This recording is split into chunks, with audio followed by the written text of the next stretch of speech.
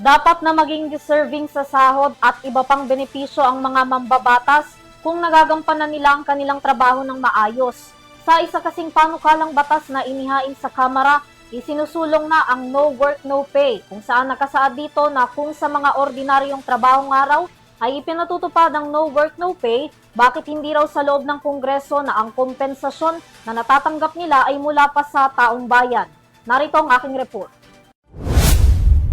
Isinusulong ngayon sa Kongreso ni House Majority Leader at Ilocos Norte 1st District Representative Ferdinand Alexander Sandro Marcos ang House Bill 7432 o ang panukalang batas na magdedeklara bilang No Work No Pay Compensation Scheme for Members of Congress Act.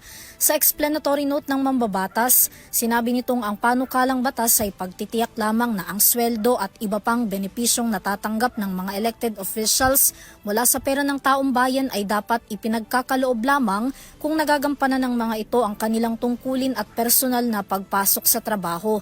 Patunay rin daw ito ng pagsusulong ng transparency, accountability at tapat sa paglilingkod. Batay sa panukalang batas, maituturing lamang na nagagampanan ng isang kongresista ang kanyang trabaho kung ito ay nakadadalo sa plenary session, regular o special session man. Present dapat sa quorum na nakatala dapat ang attendance sa journal ng Senate at House of Representatives. Tinitingnan din sa nasabing panukala ang partisipasyon ng mga ito sa committee hearings at meeting, lalo na kung miyembro sila ng isang komite at ang pakikiisa nila sa opisyal na aktibidad ng pamahalaan. Ang sinumang mambabatas na liliban sa trabaho ng walang valid reason ay hindi makatatanggap ng compensation sa araw na kanilang inabsenan. Maituturing naman na valid ang kanilang pag-absent kung ito ay may sakit, ngunit dapat ay may medical certificate na ipapakita na inisyu ng licensed physician. Valid din kung ng ibang bansa basta konektado sa trabaho o may misyon na gagawin, basta aprobado ng Speaker of the House.